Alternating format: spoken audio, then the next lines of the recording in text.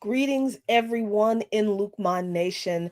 Welcome to another episode of Blackanomically Speaking in Lukman Nation. Thank you so much for joining me this Friday evening, where we are talking about all things economic as they pertain to Black people in this country and abroad.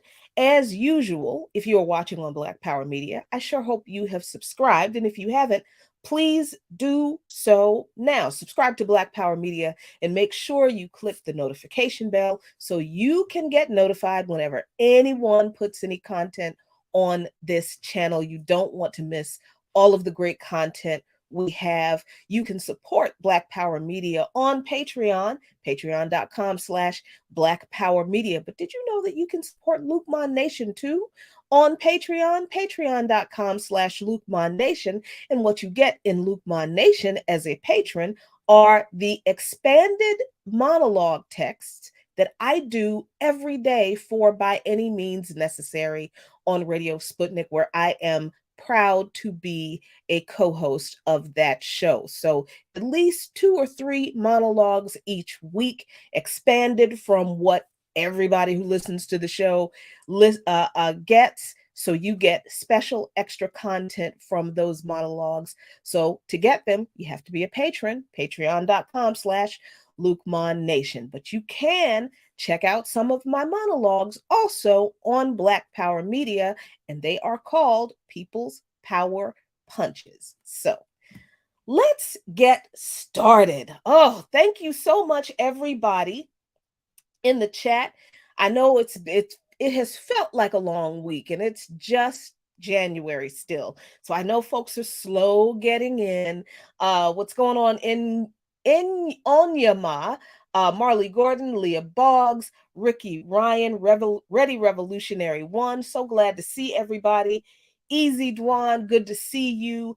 As people are streaming in, I want to introduce our friend, comrade, colleague, and actual professional economics, Dr. Linwood Taucheed. Dr. Taucheed, thank you so much for joining us again. Thank you very much, Sister Jacqueline. It is very good to be here, and good to be here with you. Really great to be here with you, especially since you are on the move. And I think this is a testament to how much we love doing this show, because we didn't want to miss it, even if we couldn't quite get to where we wanted to be on time. And much respect for that. Thank you so much. Absolutely. You're welcome. Very welcome. All right. So let's get into what's going on in the world of economics today. I saw this article a little bit earlier in Bloomberg that really piqued my interest, and we had been We, meaning folks on By Any Means Necessary, have been talking about how other countries have been in talks with Russia and China um, to decide to trade with them without using the dollar. They are willing to, Russia and China have indicated, and this was being done last year, that they will trade with other countries in currencies that are not the US dollar, meaning that they would basically trade with other countries in their local currencies. But I think this is pretty much huge news right here that was reported in Bloomberg. Saudi Arabia now says they are open to settling trade in other countries. For folks who don't understand the parasitic relationship that the United States government has with the totalitarian regime in Saudi Arabia.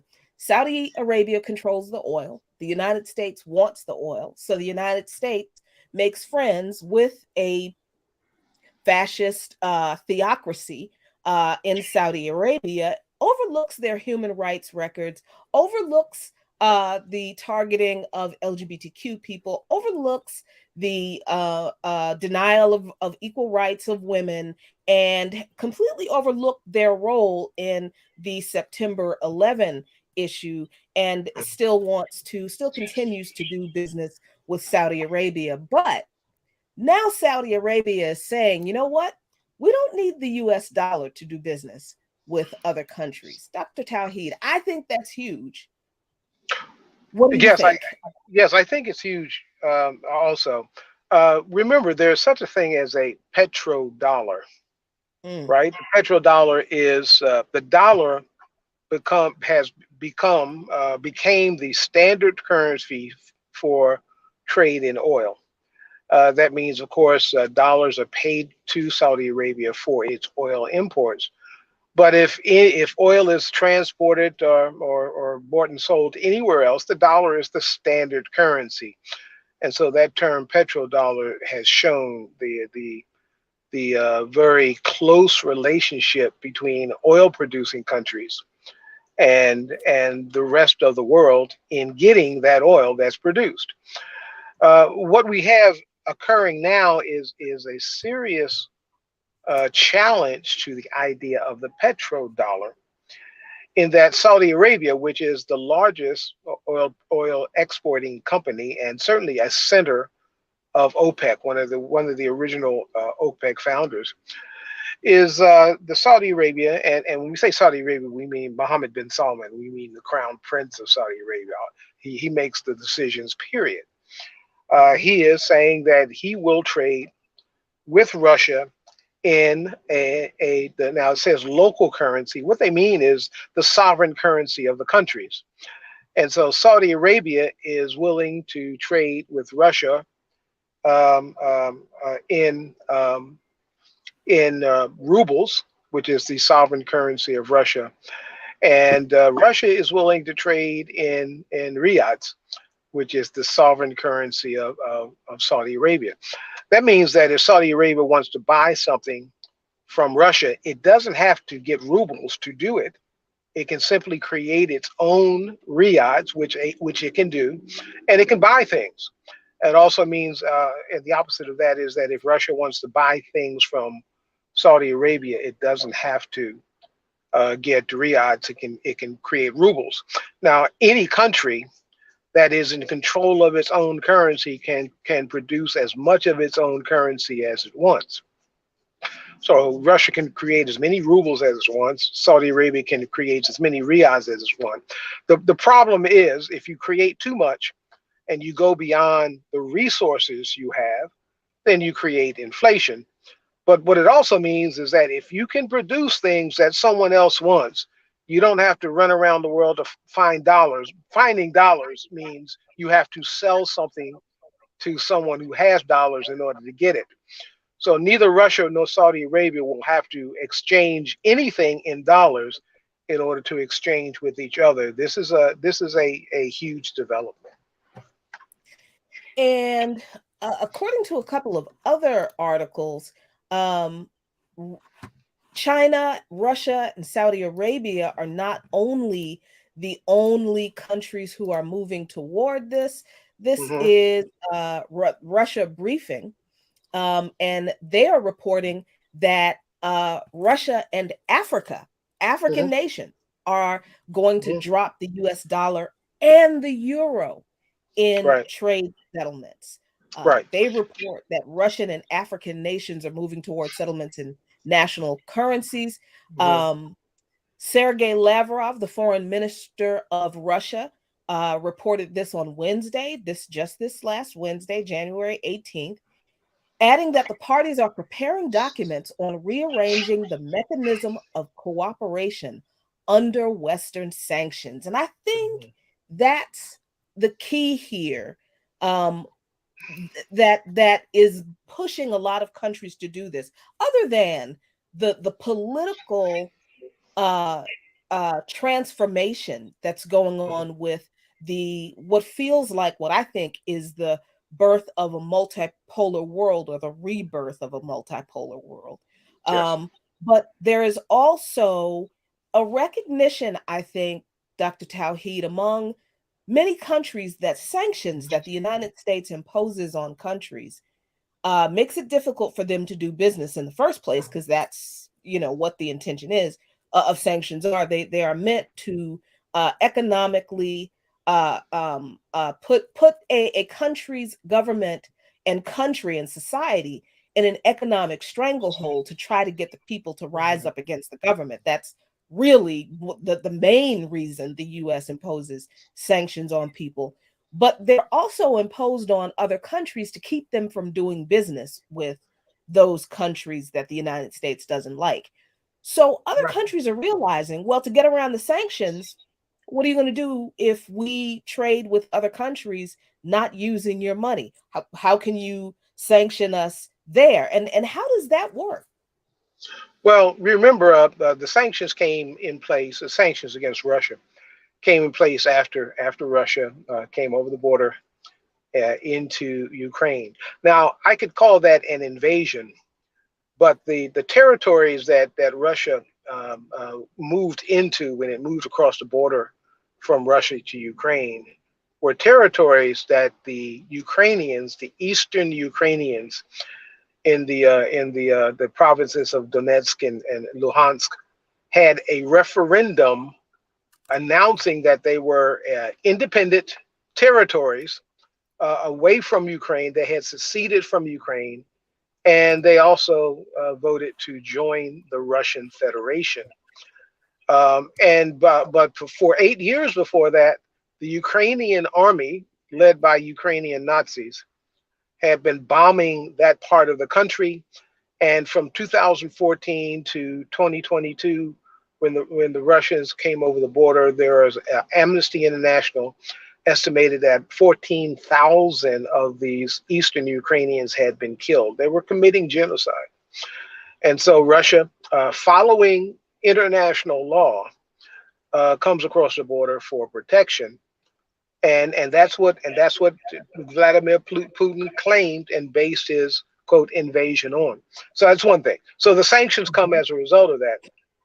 Now the sanctions are no one can buy anything from the Russian Federation, and the way that you enforce that, as you've indicated, is if that trade is going to be done in dollars, then the Western world, using their money transfer system called SWIFT, they're able Mhm. to keep track of that. In fact, they prevent that transaction from going on in the first place.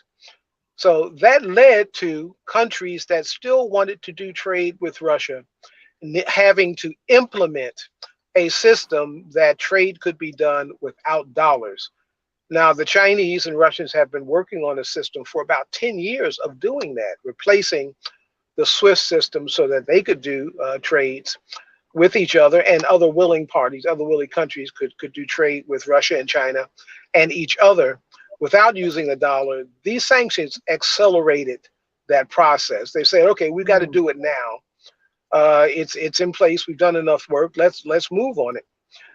And so trade now is accelerating without the dollar being the center of that. Now, one thing is interesting.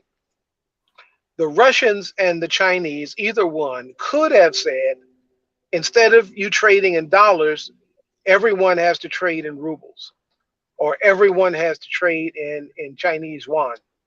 They Mm-hmm. could have done that. That would have made that would have put other countries trading with Russia and trading with China in the same colonial relationship that countries are with the US in needing Oh, dollars. But they didn't do that. Okay? interesting. Understand. They said that to India, you have rubles, excuse me, rupees. Mm-hmm. We have rubles in Russia, and we can trade in our own currencies. We don't have to choose a central currency in order to trade with. That means that Indians, if they want to trade with Russia, they don't have to get rubles. They don't have to sell something to Russia before they can then buy things from Russia, and the money flows back to Russia. Money, when they sell things to Russia, money comes from Russia into India. And then if they want to buy things, that money goes back from India into Russia. The rubles go back and forth. They don't have to do that. India can create rupees and buy things from Russia. Russia can buy things from India in rubles, and neither one has to depend on the has to be subject to the manipulation of the other country's currency, or make this a colonial relationship. When I say colonial relationship, here's an example. When the British moved into Nigeria, the Nigerians, of course, they had an economy. They were able to produce food, clothing, and shelter for themselves. They didn't need the British pound in order to run an economy. They had their own currency. The British figured out a way to make the Nigerians dependent on the pound, and you do that. Of course, you can pass a dictate, a law, and enforce it by military power. But they did something softer. What they Mm. did what they did was set up a legal system in Nigeria, a court system, and Mm-hmm. everybody agrees, the court systems are going to be fair to everyone, so let's participate. They set up a government in Nigeria, okay, and governments need to be funded, so they set up a tax. We're going to tax the population a reasonable Mm-hmm. amount to run the government, because the government is going to help you organize things, right?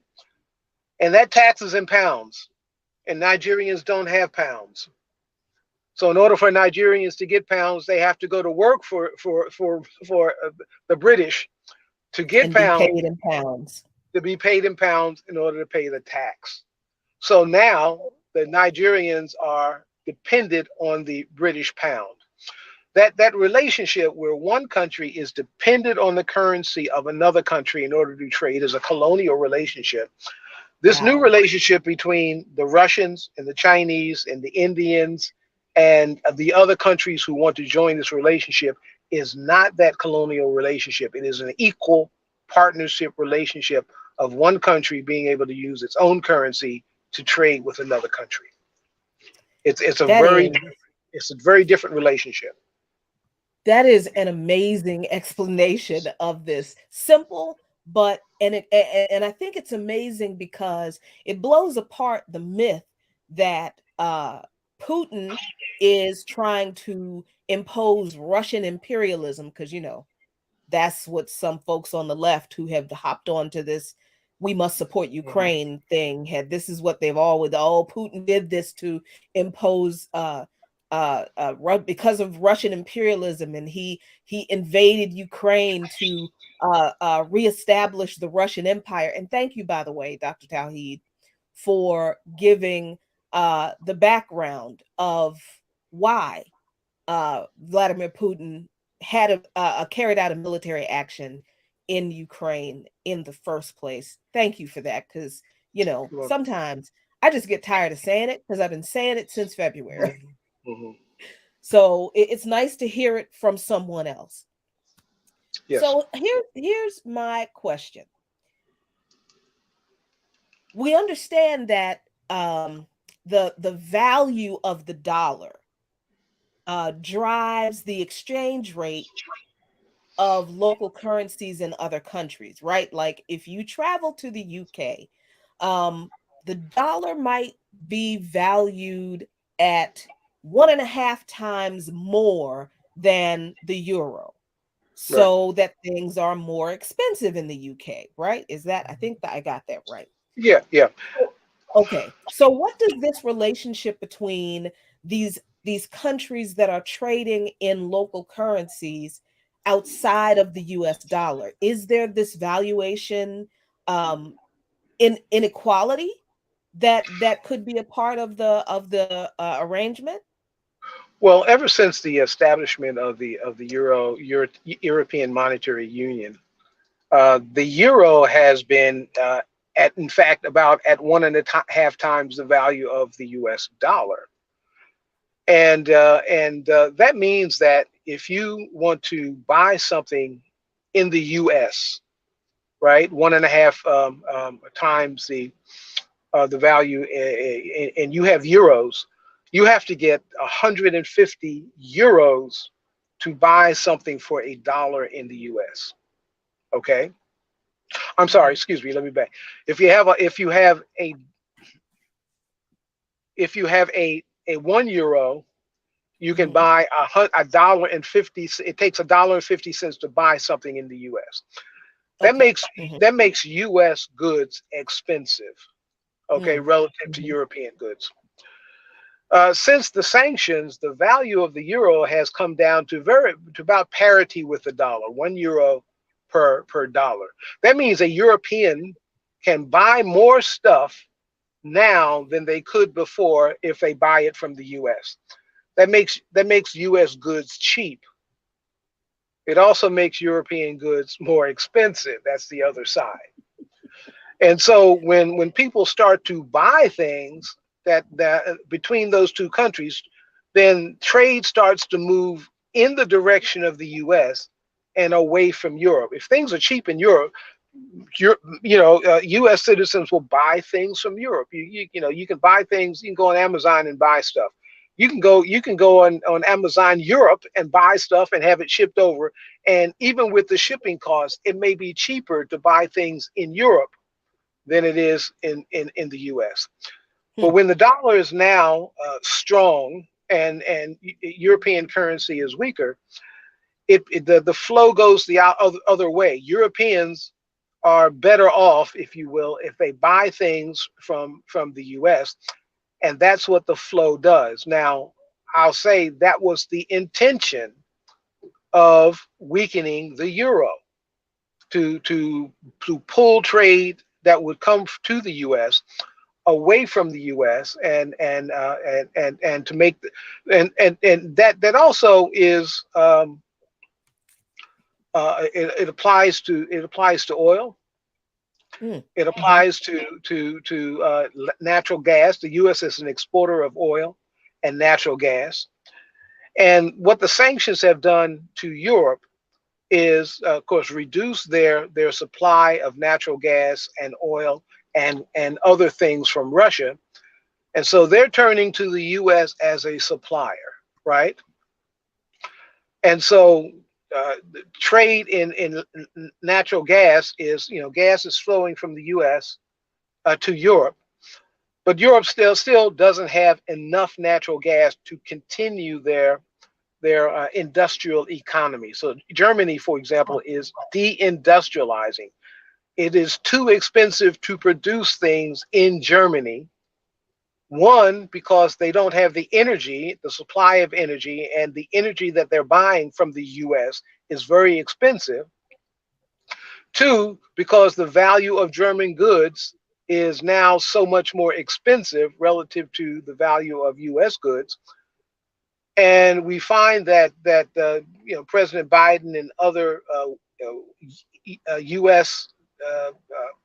Uh, companies are are inviting European countries to move to the U.S. to bring their production to the U.S., deindustrializing Germany, deindustrializing other European countries. France is pushing, Macron in France is pushing back against this. So there's a double whammy. Things are less expensive in the U.S. than in Europe because of the change in the value of the dollar. But now Europe is being industrialized, so it doesn't have much to sell anyway. So it now has to buy stuff from the U.S. regardless of the price. So this whole process is deindustrializing and destabilizing the European Union. It is bolstering the economy of the U.S. You know, if we've been talking about going into a recession because of the interest rate hikes. If the U.S. doesn't go into a recession, it's because it has stolen the European economy. Mm, And mm. things and that's because of the manipulation of the currency, because of the sanctions. The sanctions are hitting Europe hard. They're not hitting Russia hard, and Russia is recovering. But the sanctions are actually very good for the U.S. At least so the U.S. gets something out of it. They don't destabilize Russia, but they get to in essence colonialize Europe in this Wow. process to Wait, make Europe a I said to colonialize Europe. wait a minute. It, it's an interesting phenomena that at one point this part of the world was colonies of European countries, Hmm. including the U.S. And now Hmm. the U.S. has grown to where it is able now to turn Europe into a colony of the U.S. Industrial goods are coming this way. That kind of means that Europe is left with the whatever it can produce in order to sell to the U.S. to get the dollars in order to buy liquefied natural gas from the U.S. That's a colonial economy. So, okay, and this is not the kind of relationship, the kind of currency manipulation, and as you said, the kind of currency colonialism that exists in the relationship between China, Russia, and these other countries when they're trading in their local currencies. They just don't do any of this. So, Well, they don't, and I was surprised that when the local currency trade process began between Russia and India, I was mm, expecting, like pretty much everyone else was expecting, that the Russians and the Chinese would want to replace the dollar with rubles or yuan as the national or international trading currency. I was expecting that. They didn't do that. They're creating a trading system that is much more egalitarian between countries. wow.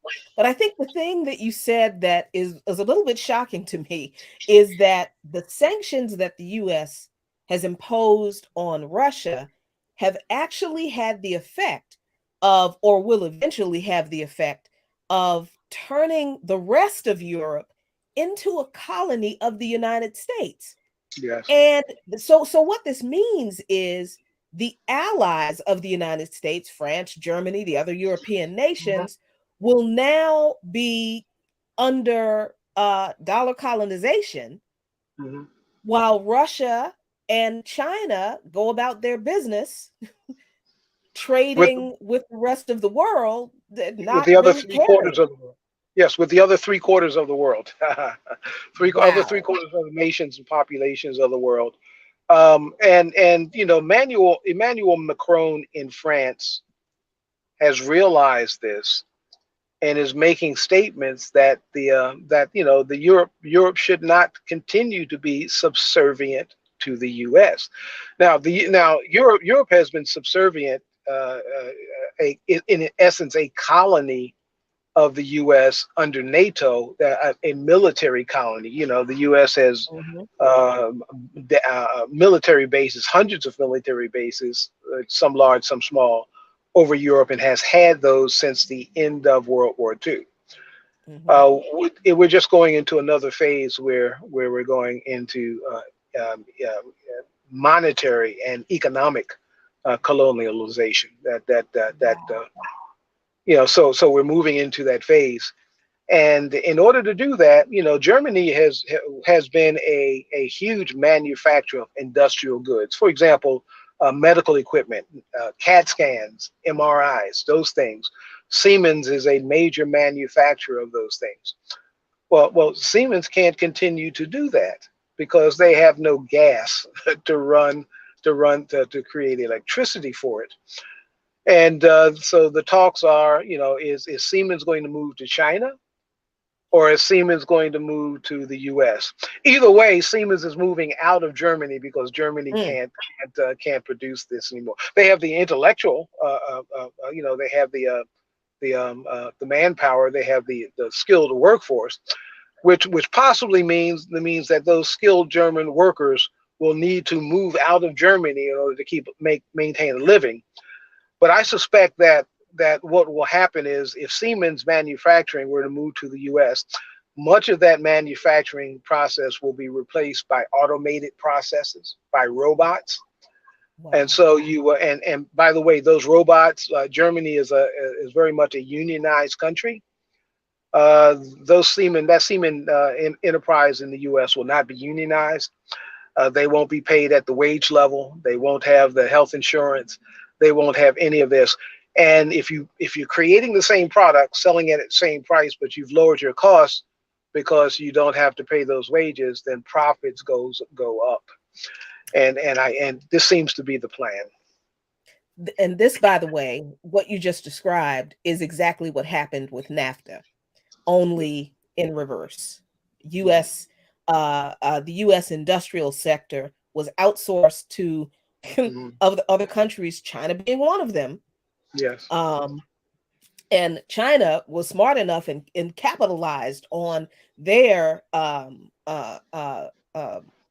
having a lot of manufacturing in their country, and there are some internal contradictions in China with workers, and those people absolutely, I support them dealing with those issues. But I trust the Chinese Communist Party to deal fairly with its workers a lot more than I trust the government of this country in dealing with its workers, because we've seen how the Biden administration just broke a railway strike and forced an agreement upon the workers that they did not want.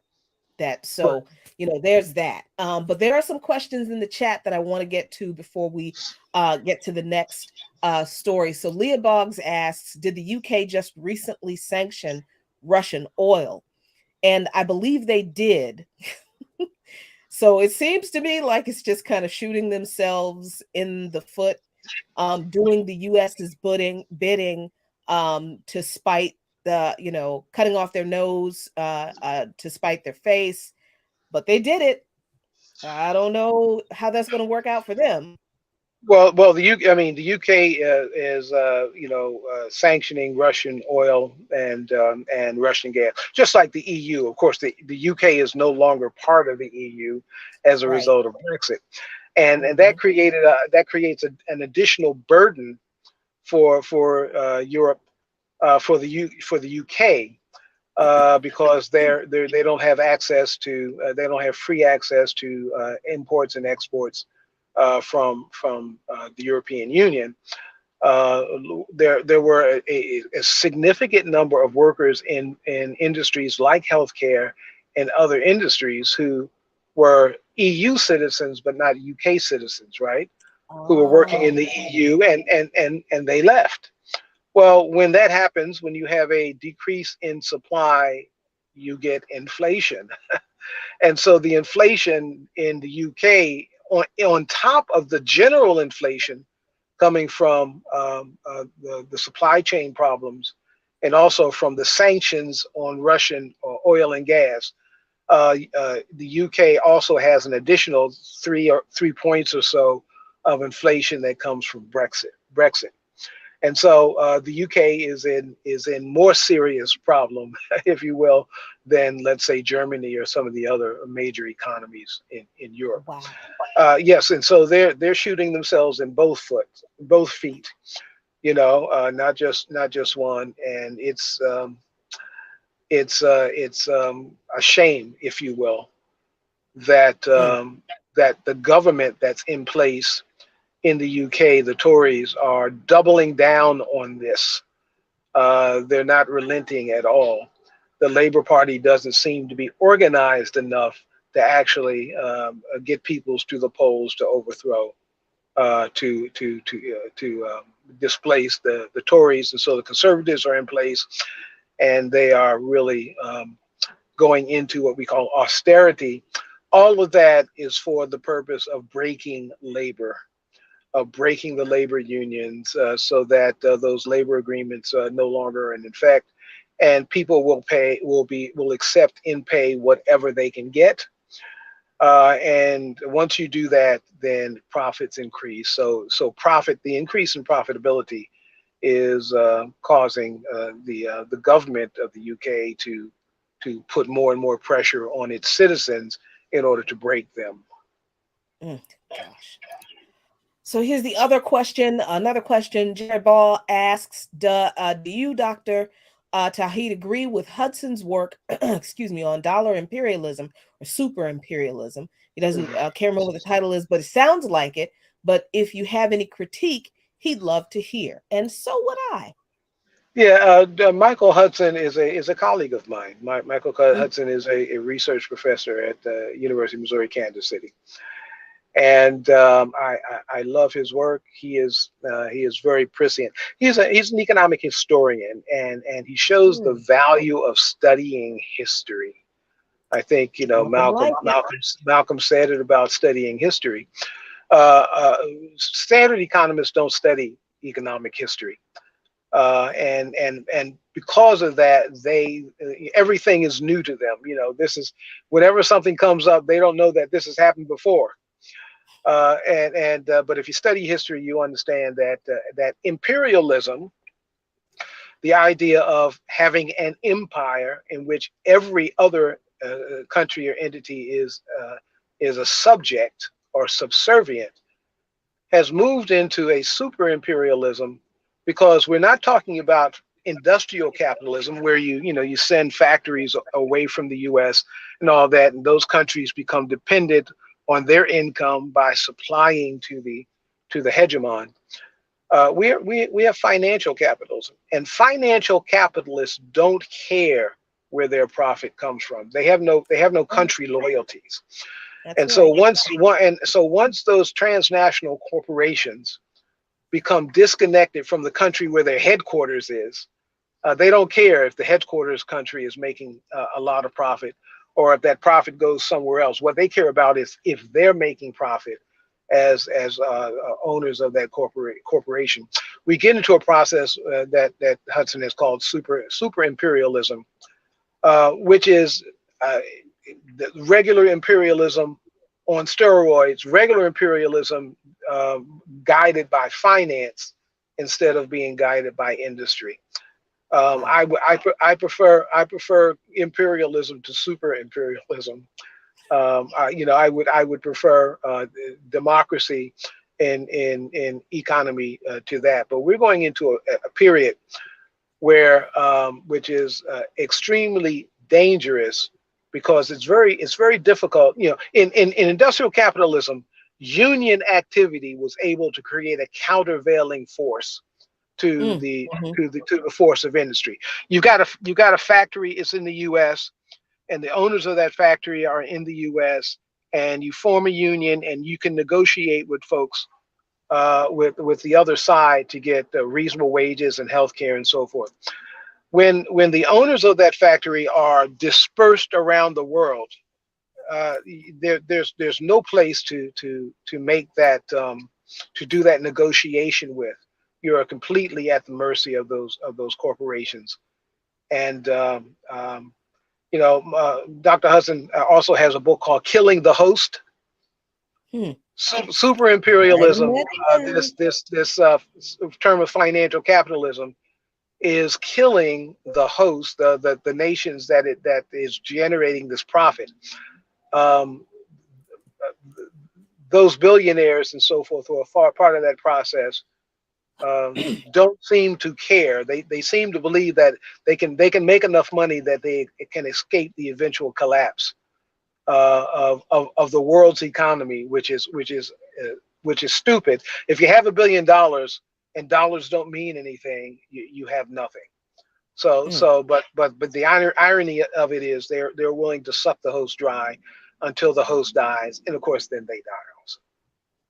Right. All right. Here's the question I want to get to, because this is the reason we're having this conversation about countries, a third of the world moving toward trading in local currencies, moving away from trading with the U.S. dollar. So Leah Bogg says, and this was a part where you were talking about the problems in the UK. So the Africans in the UK are cut off at the knees because of the sanctions. So here's the question, Dr. Taucheed, what does all of this mean? This move of 1/3 of the we lost him. Oh, I hope we get him back very quickly. I know that he was on his phone. Oh, there he is. Okay. Yeah, I've only got I've got about 10% of my phone, so I'm going to eventually run out here. But yeah, that last question, if you could repeat that. Yes. So, what does all of this mean for Africans around the world? What does this mean for Africans on the continent? What does this move toward a third of the world trading with the two other major economic powers, let alone super military superpowers, trading with them in their local currencies? And what does this mean for us here in this part of the world? Yeah, it's more like 2/3 of the rest of the world trading Wow. with Russia. The majority of the world's population is has a choice to make, and that choice is to begin to participate in trading with Russia and China, to become equal trading partners with them.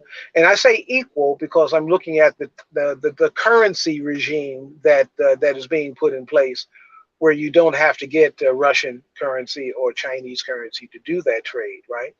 Now, what that means is, of course, in order to engage in trade, you have to have something to trade. You have to have something to produce.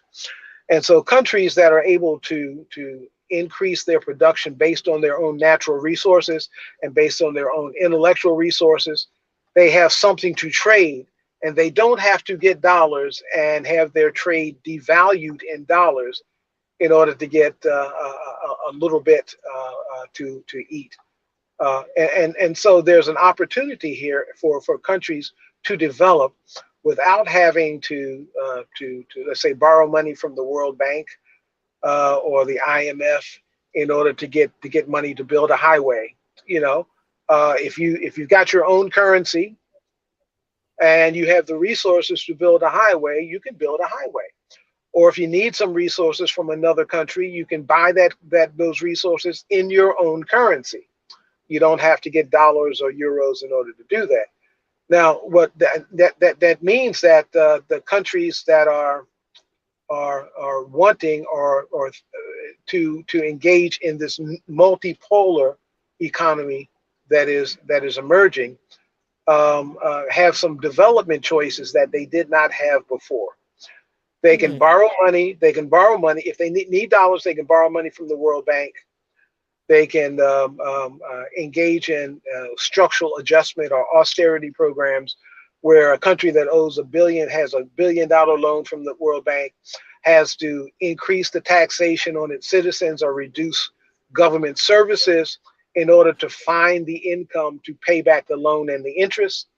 They can do that, or they can enter a different kind of relationship in which they can create their own money, not borrow money from somewhere else. They can create their own currency, pay their own people in order to develop their own resources, and then sell those resources to others, and not have to have that loan that causes austerity. And so this is the idea that you can take your own currency and buy and sell in your own currency is significant. Now, what that also means for many African nations, like the West African nations that are French, that are connected to the French, and use the colonial franc of Africa, the CFA, the Mm-hmm. French franc as their medium of exchange, as the valuator of their currency. As long as they are connected to France, they are not able to create their own currency that they could use to trade with China and Russia. They have to protect.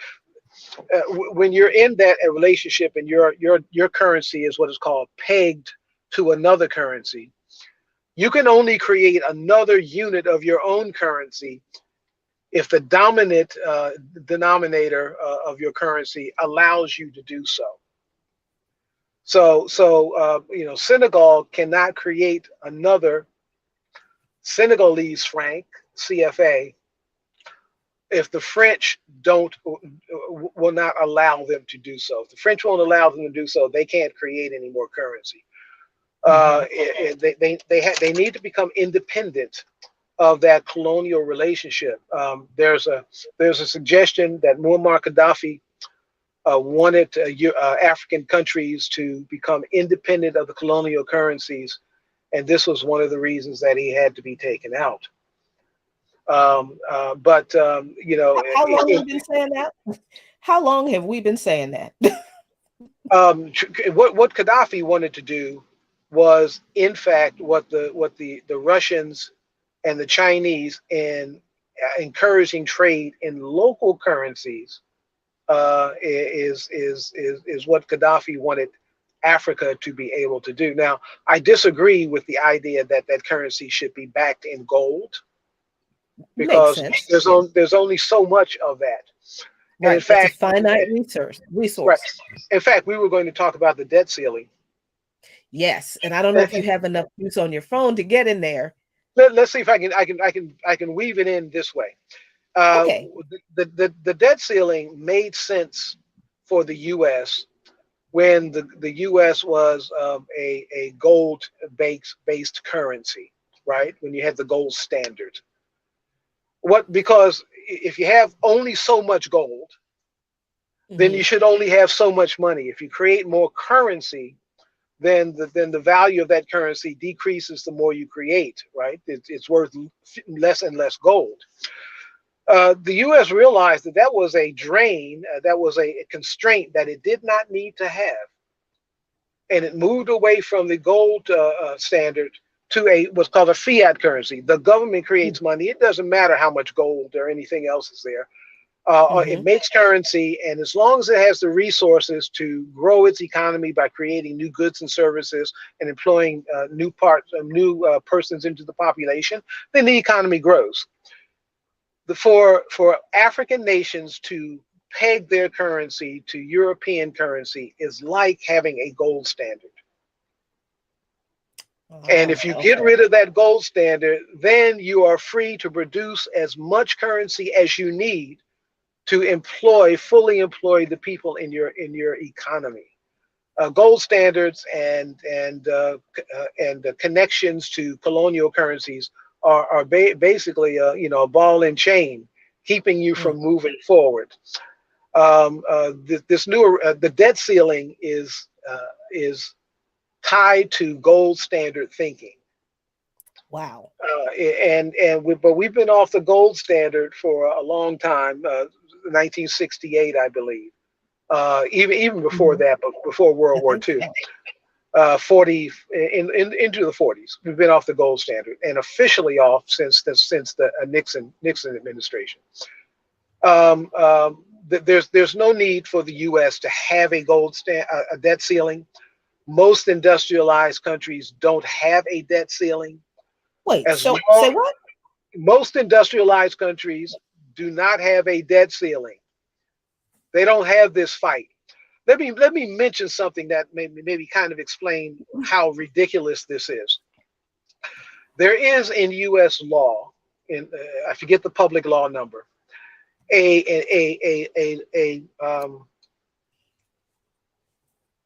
a procedure for creating a coin out of platinum. You may have heard the platinum coin. Yes, yeah. Now, U.S. dollars, paper money, or bank representations of paper money, deposits, can only be created by the Federal Reserve. right? But they're created by the Federal Reserve when the U.S. Treasury asks them. Like if the U.S. Treasury says to the Fed, we need $10 billion, the Fed can't say, we can't give it to you. Because what the U.S. Treasury does is create a $10 billion note, a $10 billion federal bond, and it sells it to the Treasury. And the Treasury can't say no, right? There's this separation between, it used to be that the Treasury could create notes and coins. The Federal Reserve Act of 1913 broke that off so that the U.S. Treasury can only create coins. They can no longer create notes, but it's a farce, because if the U.S. Treasury creates a $10 billion bond, it can sell that to the Fed and get $10 billion. Now, the question is, where's the $10 billion bond come from? Right. It's created out of thin air. Well, the law still allows the Treasury to create coins. And so there is a law allowing the U.S. Treasury to create a coin out of platinum and put whatever denomination on it that it wants. It can stamp that platinum coin. Maybe that platinum coin is that big. It can stamp that platinum coin and say, this platinum coin is worth $1 trillion. And it can take that platinum coin over to the U.S., or over to the Federal Reserve and say, we want to buy back $1 trillion of the debt, of the U.S. debt, because about 8 trillion of the 31 trillion of U.S. debt is held at the Federal Reserve. Because the Treasury created $8 trillion worth of bonds, and bought those and bought dollars from the U.S. from the U.S. Fed, right? So just like it created those bonds out of thin air, it can create a platinum coin, not out of thin air, out of platinum, but that much platinum worth $8 trillion, not really worth $8 trillion. It's the coin is worth whatever is stamped on it. The law allows them to stamp whatever value, face value on that coin that it wants. It could make one coin, stamp it as worth $8 trillion, go over to the U.S. Treasury and buy back its $8 trillion of debt. No debt ceiling for a while, right? Then when you get to that debt ceiling again, you can make another coin and buy back that debt back, and there's no effective debt ceiling. The debt ceiling is a fiction. Wow. It was put in place to make sure that government doesn't spend too much money, but it's being used to make sure that government doesn't spend too much money on Social Security. On people. On people, right. It can spend as much as it wants on the military, but for social programs, there's a debt ceiling. There's no debt ceiling. It's recognized no debt ceiling on the military. So the debt ceiling is a fiction. It is a handcuff. It is a ball and chain that politicians have put on the U.S. economy that has no real substance. And like I said, most industrialized countries don't even have a debt ceiling. They appropriate money, they go to their treasuries create the money, and they spend it. That is, oh my God. Every year we go through this ridiculous charade with these, but they go through this ridiculous charade about the debt ceiling. They shut the government down. They keep federal employees and contractors from getting paid while they're on furlough, under the claim that they don't have enough money to fund the programs in the government. And you mean to tell me, Dr. Taucheed, just like everything else that is floated around up there on Capitol Hill in the Congress of millionaires, that stuff is a lie too? It's a lie. I've got 2%, so maybe I can last a couple of minutes here. The idea that the U.S. government is like a household, you have to balance your budget. The U.S. government has to balance its budget. Think about it like this. If I had a printing press and I could create legitimate money in my basement, I don't have a budget. If a business person has a printing press where they can make legitimate, not counterfeit money, legitimate money in their basement, they don't have to worry about profit. Government does not have to worry about profit. They don't have to worry about budgeting.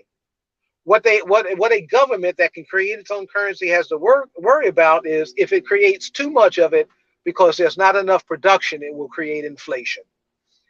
But it doesn't have to worry about whether or not it can fund whatever it can produce. Wow. Dr. Tauheed, first of all, thank you so much for sticking it out with us today Almost. in your car with a phone on a low battery. We really appreciate you. Thank you. I wouldn't miss this forever. Just so you know, I went to my acupuncturist this afternoon, and she took a little more time, and I knew I wasn't going to be able to get home, so I was happy to be able to do it from here. I think we just about made it. And yep, we certainly did. And I'm glad you were able to get your acupuncture session in because we need you to take care of yourself, just like Yes. we all need to take care of ourselves. So thank you so much, Dr. Tauheed. I'm going to let you go. Thank you very much. Bye bye. All right, peace. Oh, so you heard it from the resident economist here in Lukman Nation. The debt ceiling is a lie. It's a lie. It's yet another lie that these politicians are telling us about the way they run that ship up there on Capitol Hill. I guess the question for me is, do these people know that it's all bullshit? And I equivocate on but between yes they know and no they don't, because I think while on the one hand I think we give these politicians too much credit for being like legitimately smarter than I think we realize that they're really not. I think that they are largely clueless about real world issues because they've never lived a real person's life. Most of those people on Capitol Hill, I call them a Congress of millionaires for a reason, and I actually didn't come up with that phrase. Sean Blackman, hosted by Any Means Necessary, came up with that phrase, and it's absolutely accurate. Those politicians on Capitol Hill, most of them are career politicians. And at this point, they have been in office for so long 10, 15, 20, sometimes many more years. They are millionaires. They have never worked a real job in their lives. Never. So they've never had a household budget.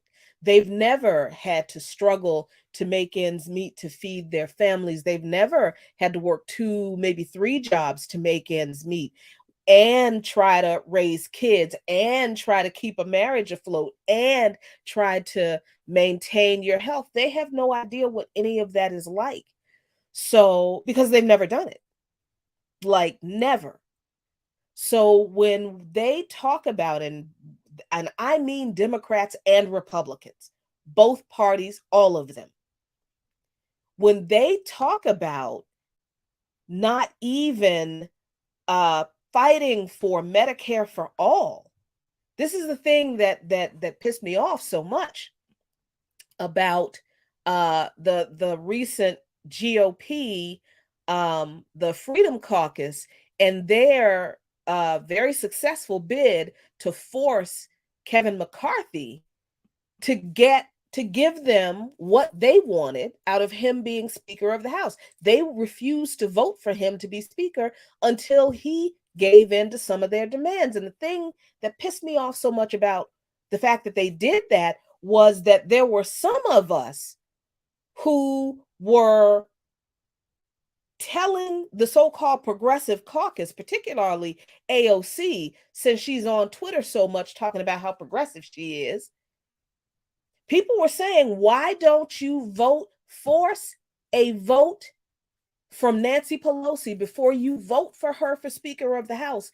Force a vote, force her to bring Medicare for all to the floor for a vote. And they wouldn't do it. They wouldn't do it because it wouldn't pass. And what would it mean? It wouldn't do anything, and it would fracture the excuse that made me the angriest was it would fracture the party. So even the little bartender from New York, wherever it was from, she was wherever she was from in New York, she's playing the game. And we knew that for quite some time. But that was the point, I think, where folks who were still hoping that the so-called progressives on the Hill, the so-called squad, and certainly the Congressional Black Caucus, because they fell right in line too. They didn't demand any concessions from Nancy Pelosi. Listen here, we're not going to vote for you unless you do X, Y, and Z for our constituents. Nope, they didn't do that. None of them did. They just voted for her because they are just as deeply committed to the Democratic Party hegemony as the longest serving Democrat in Congress. Please, they don't give a shit about any of us. So there is, so I kind of equivocate between giving these politicians on Capitol Hill credit for actually knowing anything about what it's like to live in the real world, because they ain't never lived in the real world. Never. And I equivocate between that, because I don't want to give them so much credit to think that they're that, you know, intelligent. But I also don't believe that they don't know on some level that they are just flat out lying to the American people every day up there. I equivocate between whether they are, you know, clueless because they are insulated and they're just not that smart, or, you know, they have to know that it's all bullshit.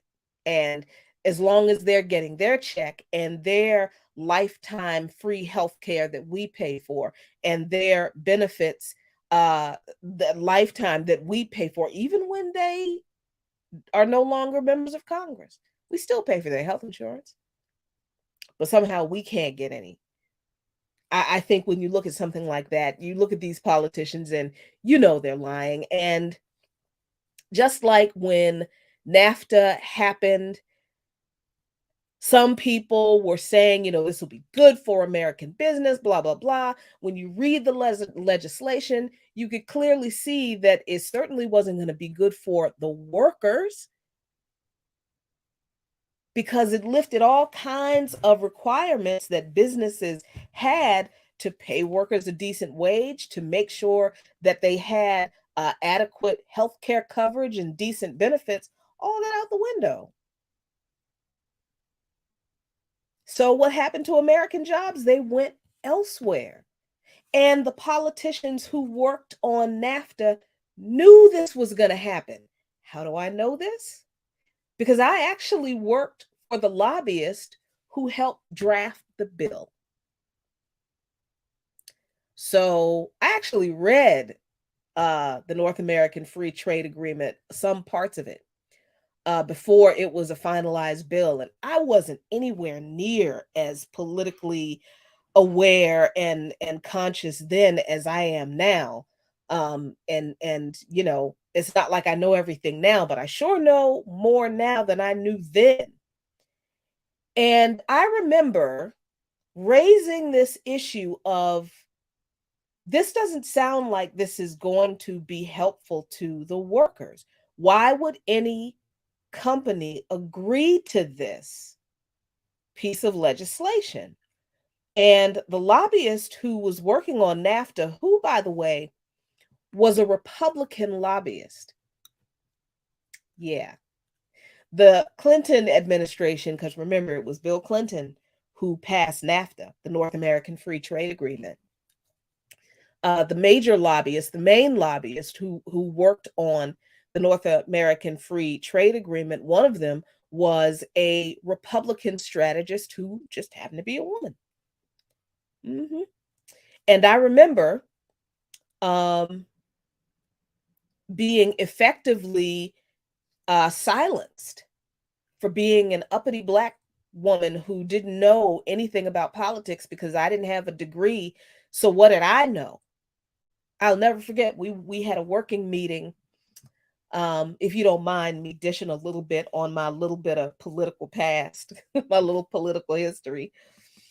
We had a working meeting on, we were working on NAFTA, And we had a working meeting at the Congressional Country Club. This woman was a member of the Congressional Country Club here in Washington, D.C. If you know anything about Washington, D.C. and the Congressional Country Club, you need to understand that nobody, I mean, country club memberships are exclusive as it is, mostly white folks, all rich folks.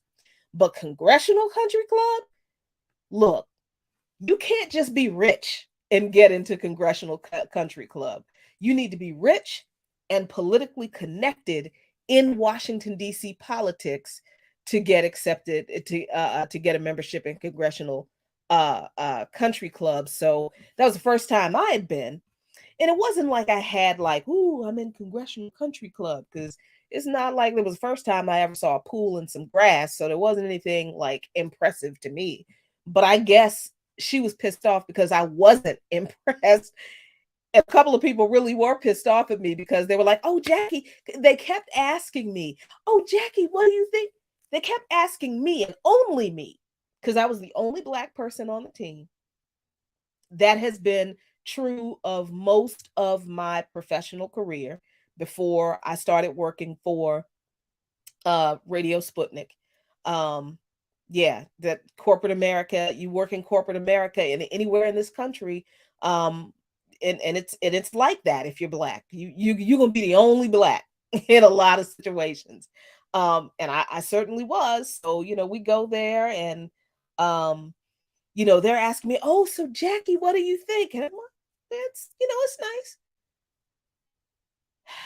And I think they were annoyed that I was not sufficiently impressed by Congressional Country Club. But my mama told me a long time ago that them people put their drawers on the same way you do.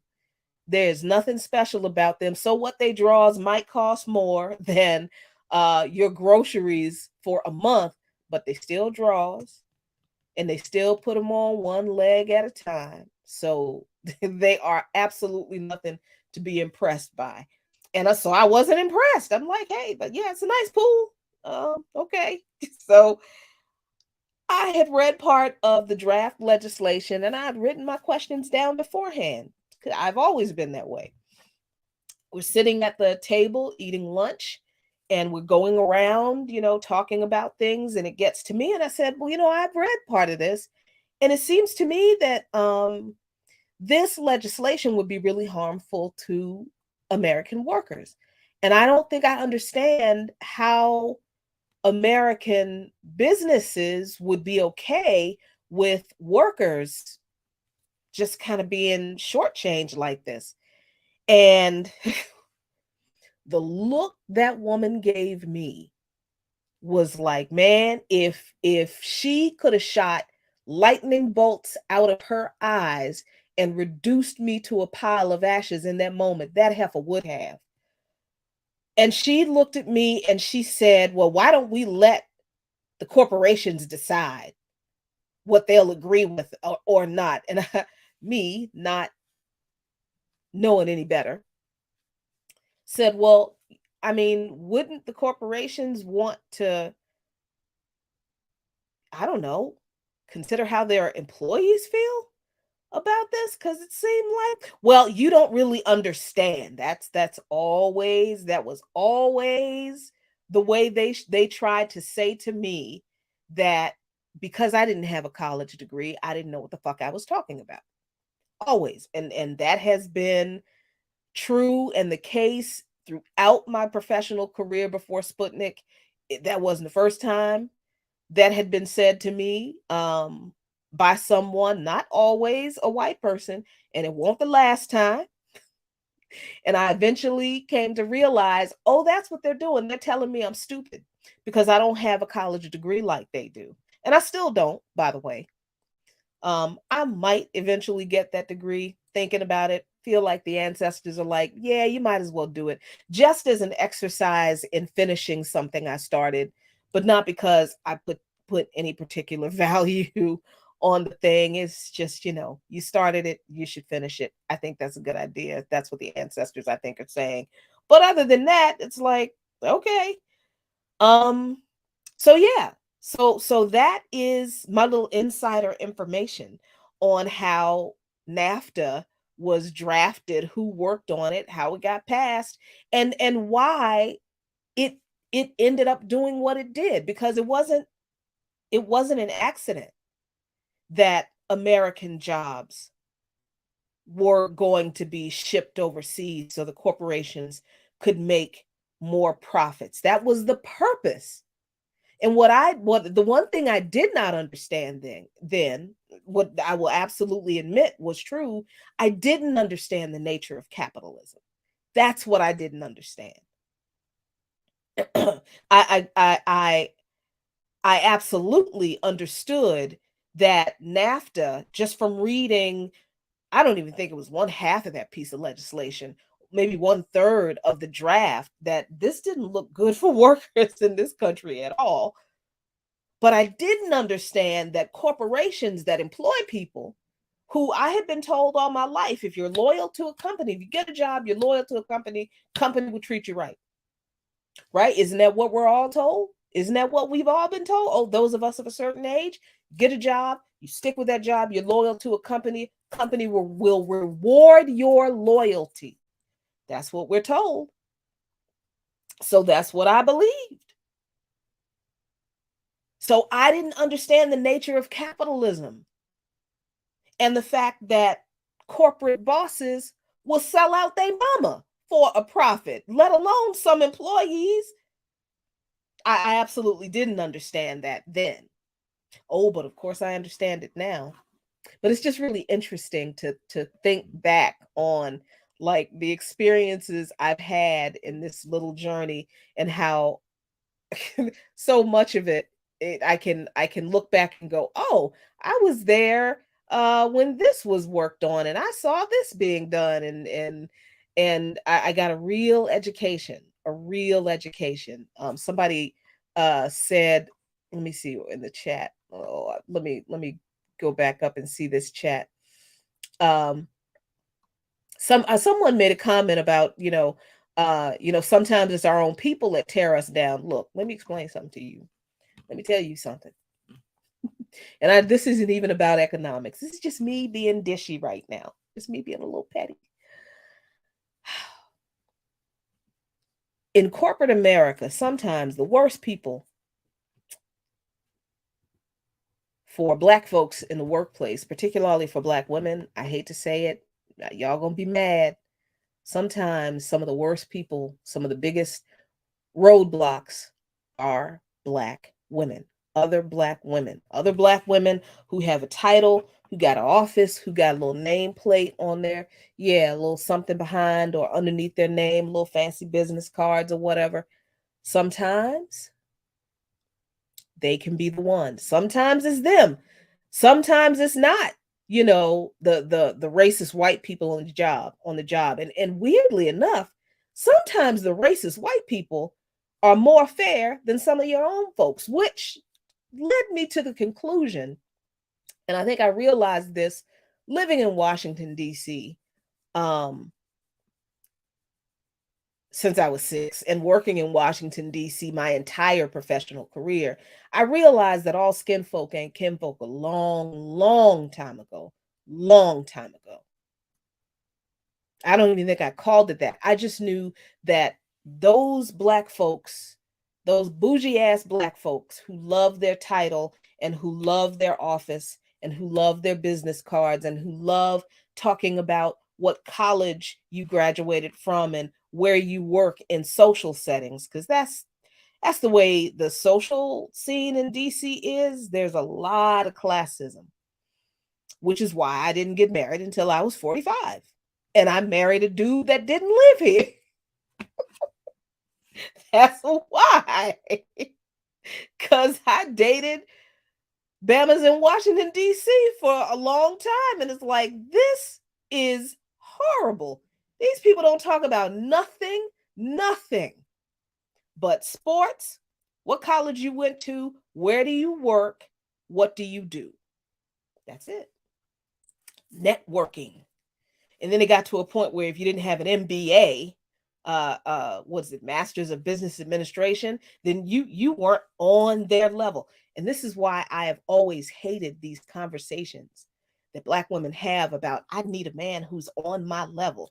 It's always these sisters with the degrees and the fancy jobs and the making six figures who don't want to give a brother who is driving a bus, driving a trash truck some play. Listen here. That brother working, he all right with me. But yeah, I've had Black women in the workplace tell me that, people aren't going to take me seriously if I don't have a college degree. And by people, they meant them and their friends, and they didn't. But more often than not, once I made it clear that I may not have a degree, but actually do know a thing or two, it was a lot of white folks who would actually listen to me and respect my opinion. Yeah, there's just a whole lot. There's just a whole lot behind that. But that was just, the passage of NAFTA and the evisceration of the working class, the deindustrialization of this country's working class. It wasn't accidental, it was intentional. It was intentional. And to be clear,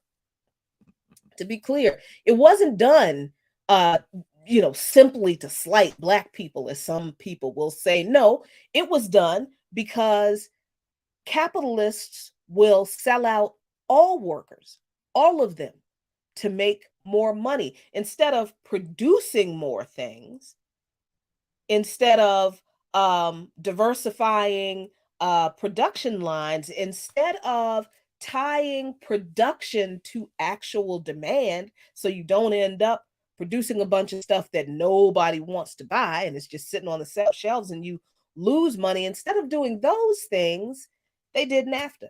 And they outsourced American jobs to countries that didn't have labor regulations.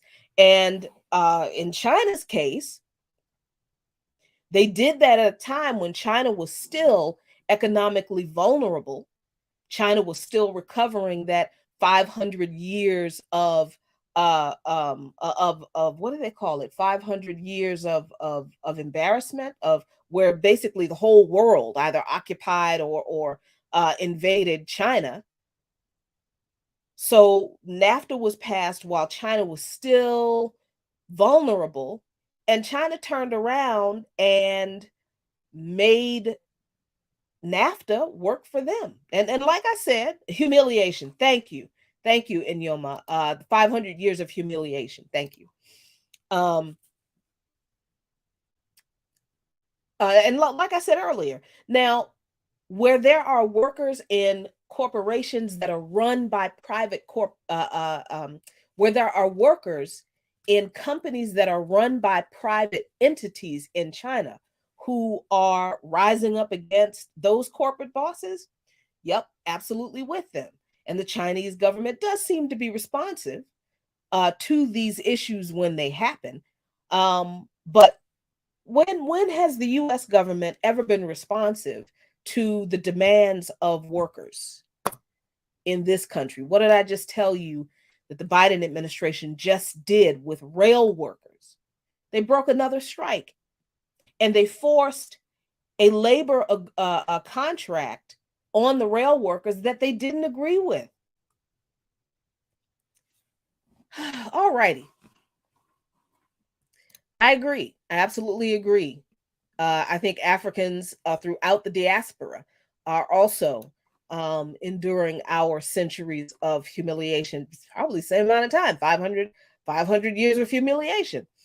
Yeah, so let me go back up before we end for tonight, because I am very tired. I'm going to cook myself some beans and peppers and a little corn and relax with a glass of wine and get ready for the Pan-African Community Action Retreat tomorrow, my local organization retreat tomorrow. Let me see what y'all saying in the chat, though, before I leave.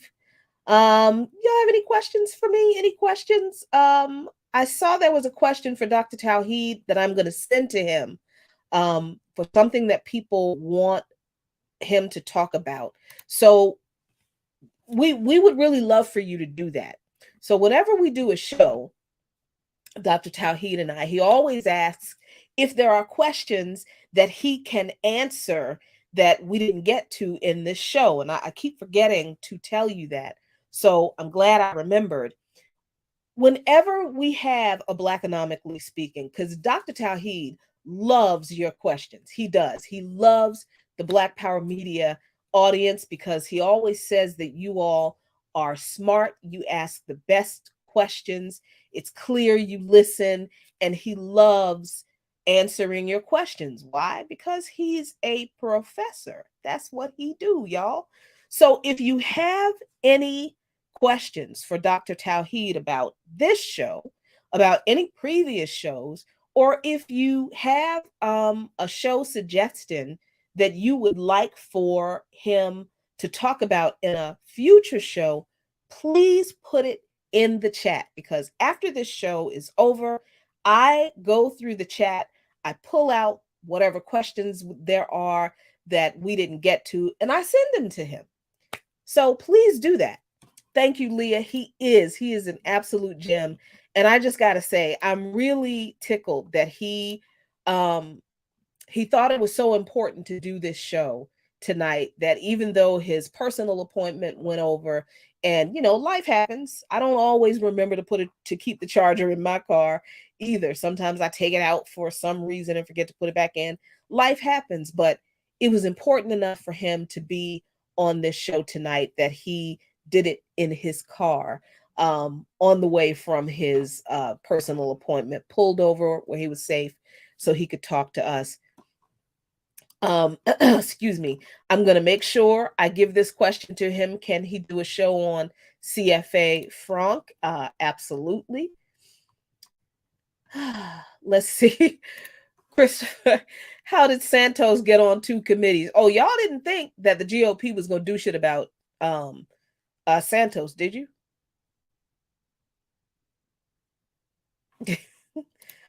You mean how he got on 2 committees? They approved him to be on 2 committees. They ain't gonna do nothing about that, man, please. Oh, this is something I actually want to share with you. Okay, thanks, Inyonma. Can you ask Dr. Tauheed if he can talk about the Federal Reserve serial number on the birth certificate dollar bills and actual physical bonds of Treasury notes and non-valued pegged money? Yes, I can. I can ask him that, and I will. Before I leave, I want to share this little gem with you. It's really bad when the Democratic Party is such shit that Donald Trump is better on protecting Medicare and Social Security than the Democrats are. In relation to this debt ceiling fight, Trump has told the GOP, now, look, what does this mean as far as the GOP doing anything? Nothing, because I think the GOP is kind of done with Trump at this moment. I mean, I could be wrong. Stranger things have happened, but it seems like they've sort of moved on from him a little bit, or they're trying to. But we'll see. But Trump has given notice to the GOP that in their debt ceiling fight, whatever they say, Trump has said,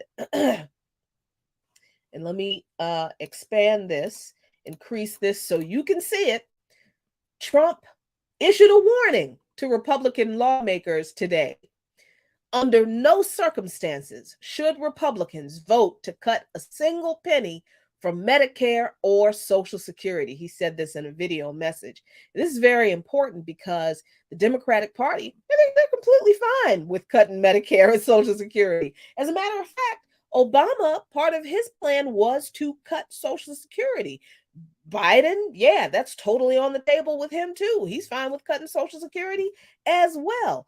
Trump went on to say that Republicans have, or rather, this article goes on to say Republicans have vowed not to raise the federal government's borrowing capacity unless Biden makes deep cuts to federal spending, potentially impacting social insurance programs like Social Security and Medicare. Trump's video is a warning to his fellow party members not to go there. Instead, he suggests targeting foreign aid, not mad at that, cracking down on migration, man, stop, ending left-wing gender programs from our military. What? And billions being spent on climate extremism when, the government in general really isn't doing shit about climate anything. So what this means, if the Republicans actually listen to Trump, is that, all right, they might not mess with Social Security and Medicare, but then they're going to cut more from TANF programs, that's food stamps. They're going to cut more from cash aid for people on a cash aid assistance. They're going to cut more from the school lunch program from the poor. The Democrats already didn't fight to extend the pandemic era free school lunch program. Oh, didn't know about that, did you? Yeah. During the pandemic, the COVID relief bill included expansion of free lunches during the pandemic. And it was fantastic, just like the child tax credits lifted millions of children out of poverty. Did the Democrats extend the child tax credit or the school lunch program? No, they didn't even talk about it. So, yep, there you go. Thank you, Just Sent It. Absolutely, they're gonna cut every child food program from undocumented parents. Yeah. So, oh, thank you for bringing that up, Red Sea. He did. Obama cut food stamps during the recession. Yep, right on brand. So, there you go, y'all. That's Blackanomically Speaking for this month, January. Join us, myself and Dr. Linwood Taucheed, every third Friday, unless either one of us has a crazy scheduling issue, where we talk about economics, economic news, and economic issues as they relate to Black people. Thanks a lot for joining me tonight, y'all. Hope y'all have a really great evening and a great weekend. And remember, a luta continua. The struggle continues, but Victoria acerta. Victory is certain. Peace.